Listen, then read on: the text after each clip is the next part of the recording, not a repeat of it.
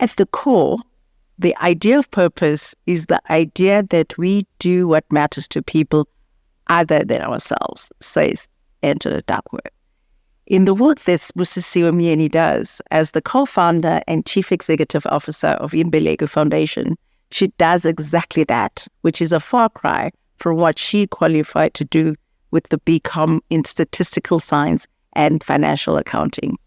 Sibu is a banker turned social entrepreneur and rural child education activist, a 2015 Vital Voices GAP Alum, and 2016 Eisenhower Fellow and a TEDx speaker. Sibu, thank you so much for making the time. How are you doing? I'm good. I'm doing well. Well, besides the flu. So we met when we were adults. Where were you born? What was your childhood like? How did you spend your days? So I was born in a rural community called Kwanyuswa in Waters Hill. It's just about a 30-minute drive from Durban. When we were growing up, it was a super rural community. A bus that comes in the morning and comes back in the evening. We fetch water from the river. We went to a local school. And it was a beautiful childhood. I have fond memories of my childhood and nurturing from the community. So it was during those times when your neighbor was so far away, no electricity, and we were a community. A mother from the neighborhood was a mother to all of us. So it was an absolutely amazing childhood. I played a lot. I played a lot when I fetched water from the river. So ultimately, I was the only sibling that fetched water from the river because I just loved meeting people and having a lot of fun as a child. The ones that we read about, I never experienced that. So that's interesting. So you have a BCom in statistical science and financial accounting. You started your career in financial services. What did you believe to be true about life in those days? And how has your belief about life evolved since then? So when I went to UCT, I knew what I wanted to do, but throughout my childhood, I changed my mind so many times based on different people that I met. At some point, I wanted to be a teacher because I loved my grade. Now it's called grade 3 teacher. At some point, I met a local lawyer who had a double-storied house, and that's what I wanted to do. And then towards the end of my high school, I met a chartered accountant who drove a flashy red BMW, and I was like, oh my goodness, that's what I want to become. And life then, I believe, was simple. I always say that I didn't have a difficult journey through my education. So I did well in high school, but I didn't want to go to Cape Town. I actually went to the University of Natal at the time, but I didn't have a scholarship. I didn't have funding, and my parents couldn't fund our education. So my twin sister was so clear that she wanted to go to UCT. So when she got there, she got a scholarship. She literally went to financial aid every single day and said, why is my sister, because she's accepted here, why is she not here? Because our financial needs are the same. And so 2 weeks later, they relented, and my parents got a letter in the mail. And that's how I switched from University of Natal to UCT. And I had a beautiful time. In my mind was the red, flashy BMW. That's what I wanted to achieve. And so I felt like life was simple. I was not like a very strict academic person. I loved to party a lot in varsity. Yeah. And so there was this one day where I missed a class because I wanted to go to a party. And I also missed an announcement that there was a career week the following week. So one of my classmates who knew that I bunked a couple of classes said to me, you need to be in class tomorrow because we are talking about career week. And that's how I landed up at Standard Corporate Investment Bank. It was by chance. I didn't know I wanted to get into banking. I didn't even know what I wanted. By the end of my university life, I didn't know what I wanted to do with my life. And this was their inaugural graduate program. And that was the beginning of my career in financial services. And it was amazing. Like I always say that it was easy. But when I look back at it now and I look at probably students like myself now, they wouldn't get the opportunity I got. Yeah. It's become harder. The results that they need to achieve are like they need to really be almost straight A students to get into that kind of program. They probably need to be postgraduate students. So I always said that maybe it was because it was a dawn of a new era of some sort. So there were not a lot of Black students at UCT at the time. So maybe we got more opportunities than Black graduates do get at this point in time. So I feel they need to work harder. Then I worked hard in my own way, but I feel because I work with kids, if I compare my achievements and their achievements, those who are sort of at the same level as me are kind of just scratching the surface and not getting to what they dream to become as quickly as it happened for me. Interesting. So you're the co-founder and chief executive of Imbeleko Foundation. What does this foundation do? So when we started off, it was a dream that my twin sister and I had again, sitting at UCT outside Fulham where she lived. And after being angry with her for a couple of weeks because I didn't want to be in Cape Town, we reflected and realized that we wouldn't be where we were if it wasn't for a community of people that ensured that we got scholarship opportunities.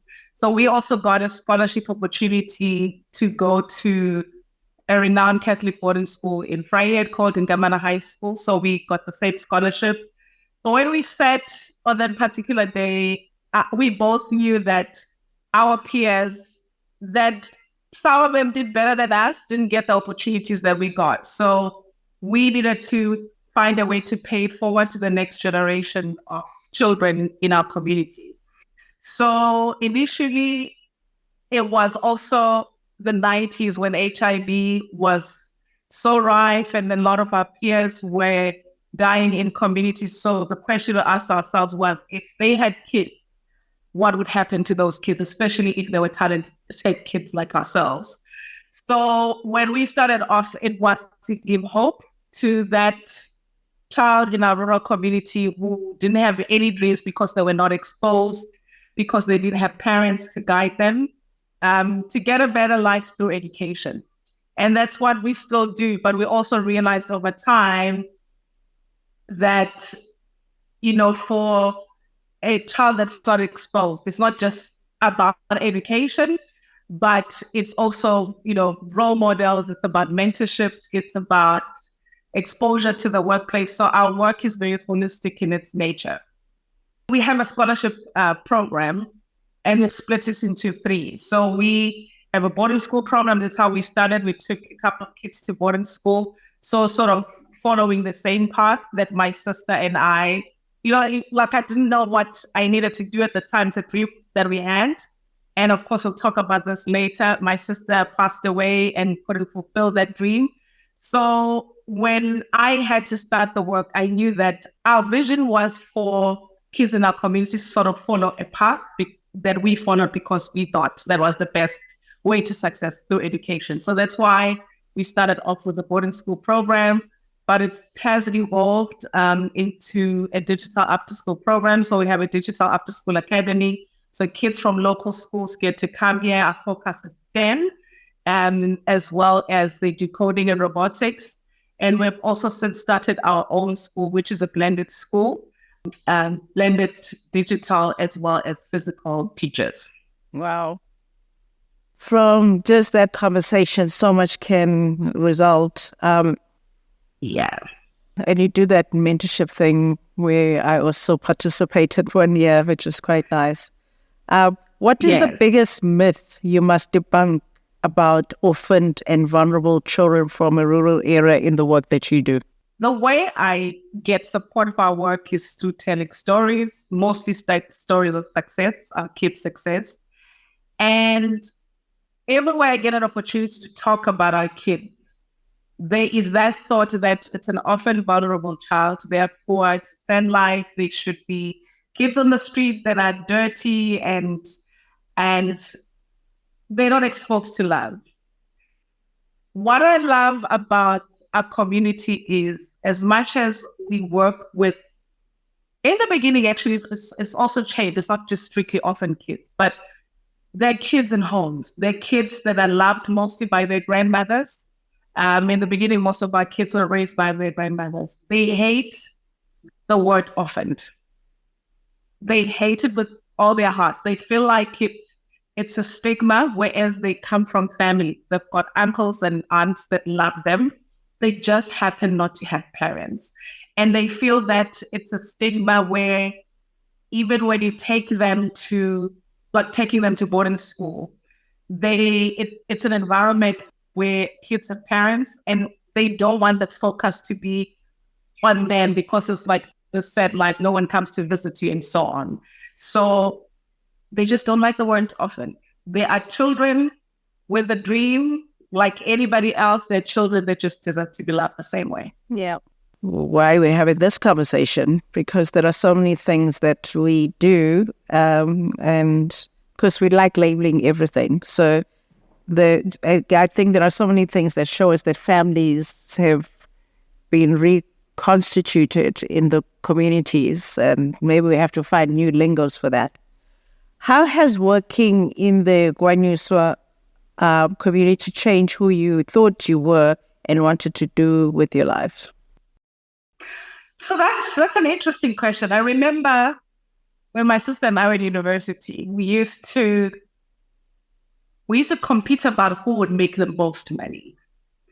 And, she just thought as a medical doctor, she would kill it. And actually she went and worked in Canada, and her intention was to make dollars and come back and help our community. So she was always very clear that she would make the most money. And I thought, well, I'm in a bank, so that's where money is. Somehow I'll get to attract a lot of money.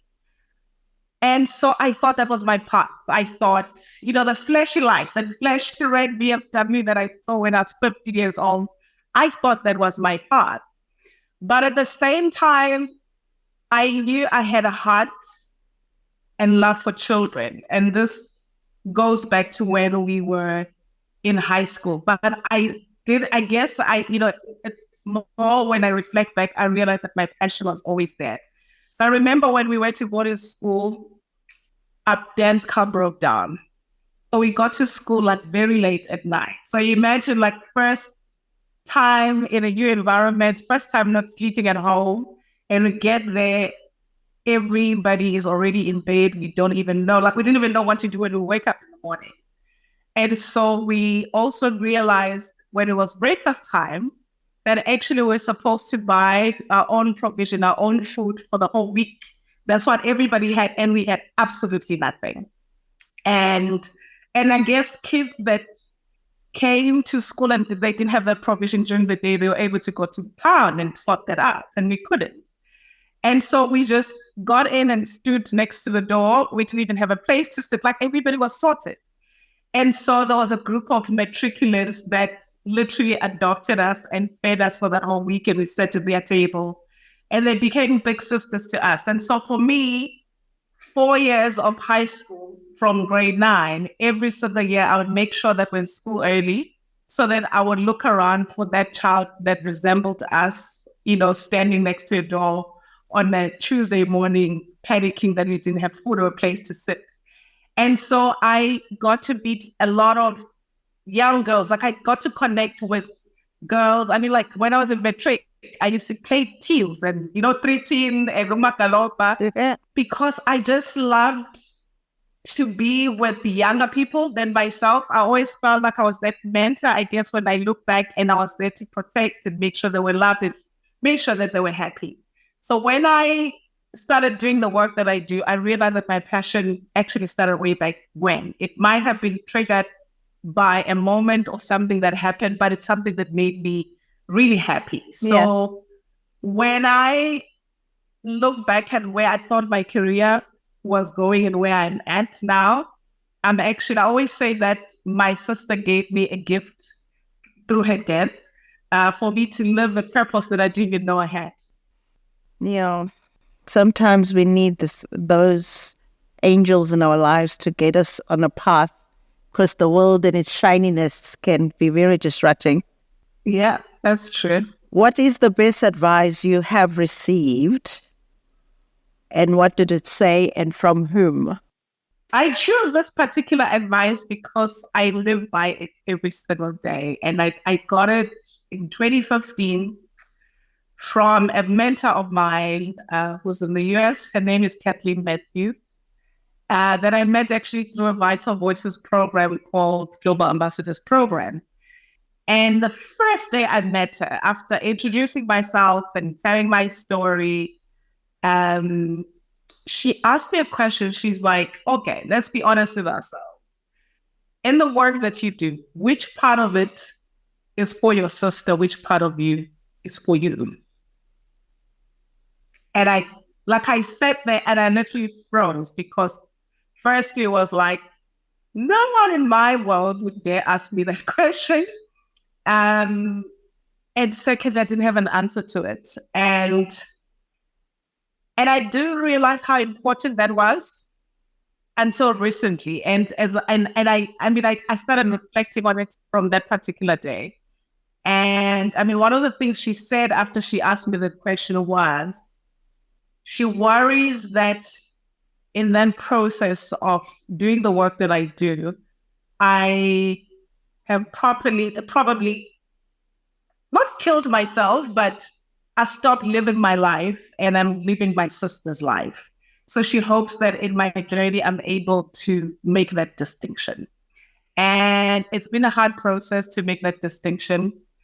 It's been a beautiful process of different chapters.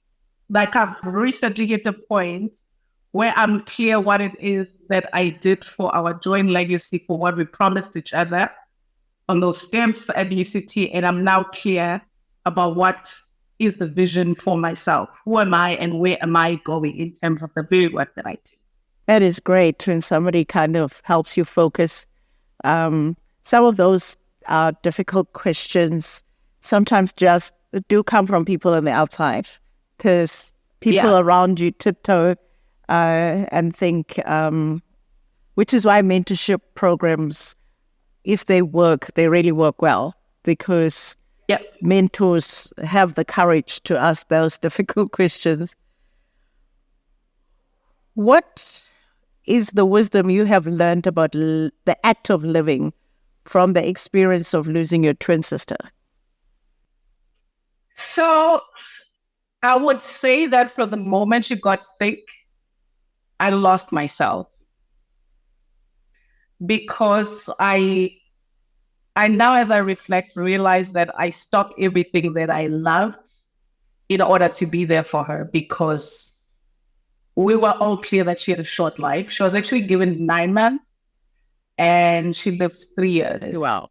And so in that 3 years, instead of leaving work and going to gym or going to play soccer, which I used to do, I would rush home, because then we'd have 2-3 hour conversations, because she lived in Canada, or half the time I was in Canada because she had surgery or she was going through chemo and so on. And so also one of the tough things, people always ask me this question about twins. You know, that whole thing that when a twin is sick, the other one gets sick as well.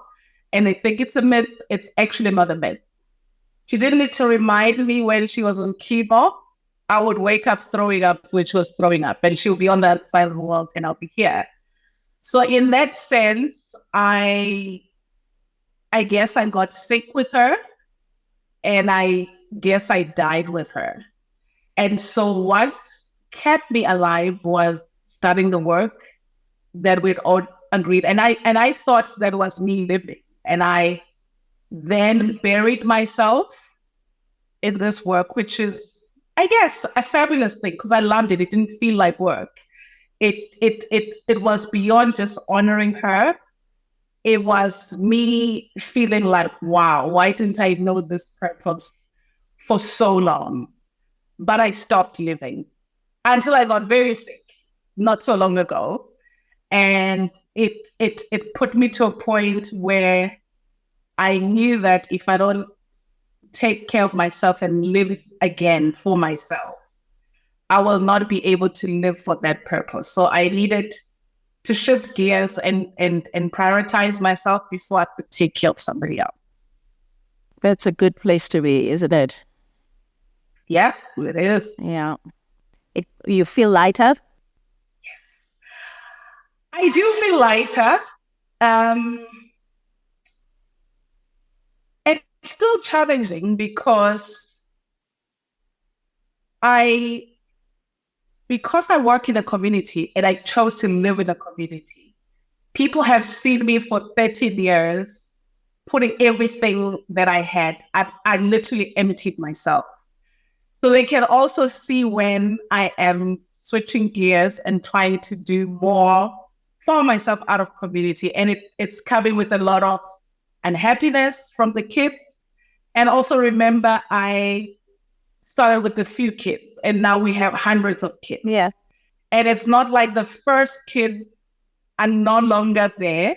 So it's like like when you have children, they start off as babies and you don't stop parenting. So all of a sudden I've got adults that are employed or looking for jobs and I also have babies. And so in that 24 hours, when I'm saying I need this time for myself, and then it's hundreds of kids versus 3 girls that I started with, it's a lot. But I'm very clear about the need to also do me. That's good. Boundaries. Yes. What do you think your unique value proposition is? If you are not here tomorrow, how will the world be poorer without you? How will the world be poorer? I would love to believe that I'm all about the rural child, not because they're a forgotten child, but what tends to happen is people from communities like ours, even if they get an opportunity, and they never come back. They come home, but they never come back. And so when I look back, we had a lot of role models, a lot of people look up to. But you know what I was saying? I had a teacher, then there was a lawyer, then there was a... But if you look at our communities now, it's more people driving in their cars into a yard and they don't get to see what happens around them. That was me as well. Before I hit a point of grief where I knew that I needed to honor a promise that I made to my sister, I was that person that drove my BMW and into my parents' yard, and I didn't know what was happening in the community until I met about 30 girls who were super talented academically, and yet they were raised by grandparents and they didn't have dreams for themselves. And it had to take me coming back to the community for them to start having that belief about themselves.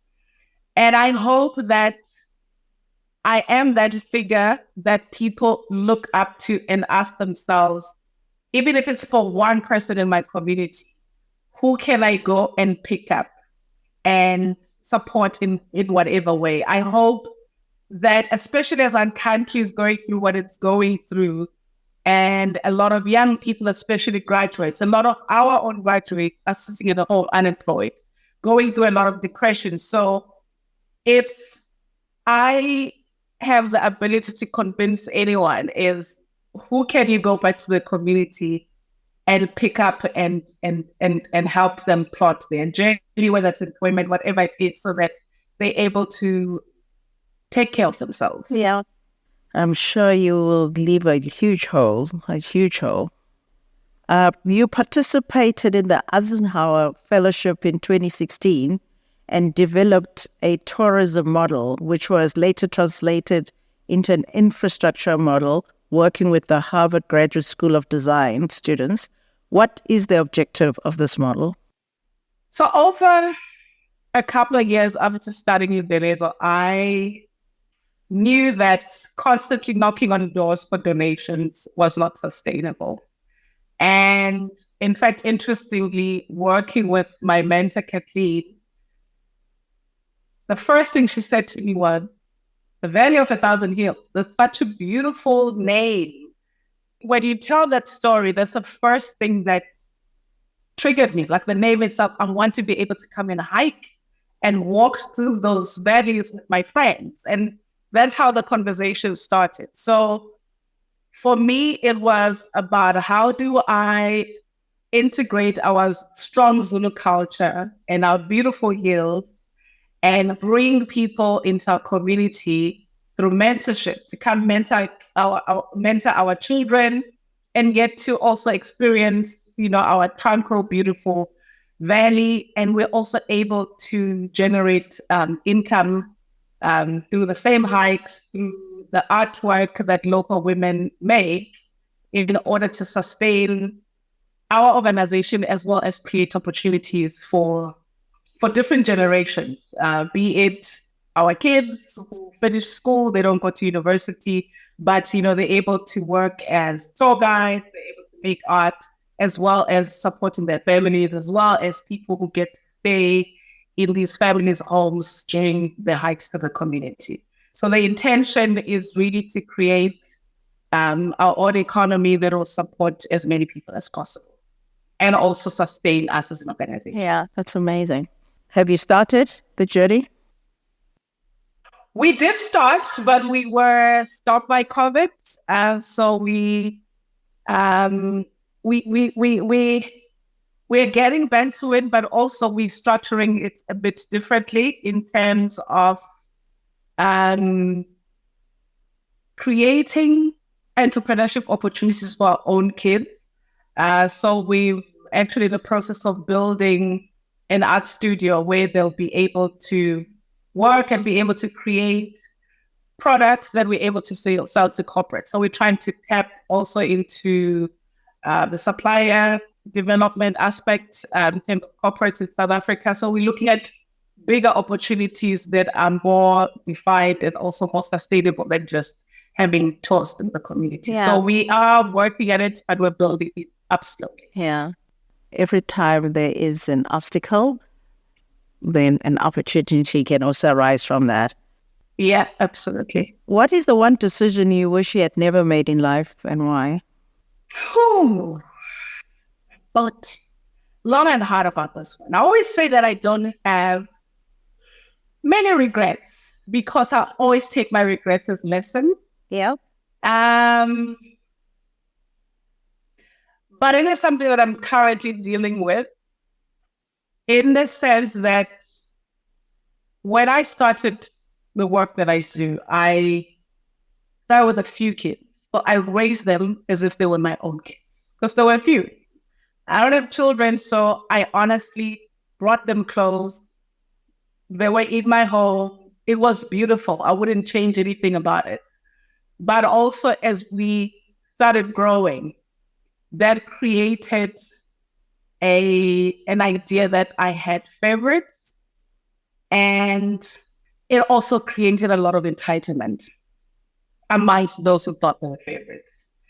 And so many years down the line, that is seriously working against me because there's still that consistent, you are not looking after us, you're not taking care of us. Whereas our work is clear. It's giving you an education to become whatever you want to become.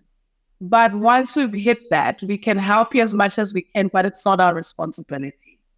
So reflecting back, I am now creating an institution that is cast in stone, that this is what we are about and nothing beyond that.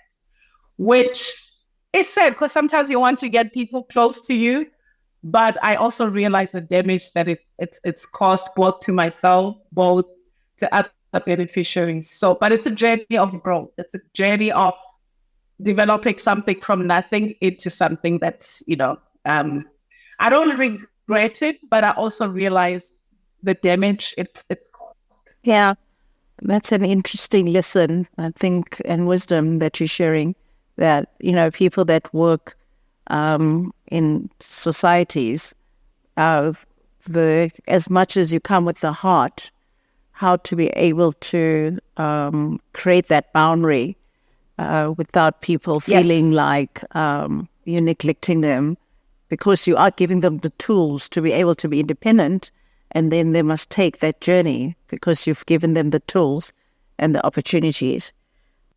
Absolutely. And I think that happens a lot in founder-led organizations, especially if they're community-based, and especially like I live in the community. So the expectations on me are, it has actually made me realize that I need to move away and not stay in the community, and also allow somebody else to lead the day-to-day operational work, because when I'm constantly there, there's always that expectation. Yeah.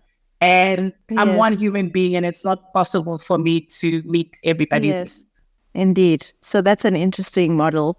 And for somebody who's interested in studying research for their master's or doctorate, in terms of what is the ideal model to follow for that. What's still on your bucket list to do? I really want to have a farm. I have a farm in Africa. I know I've just said that I don't want to live where I work. But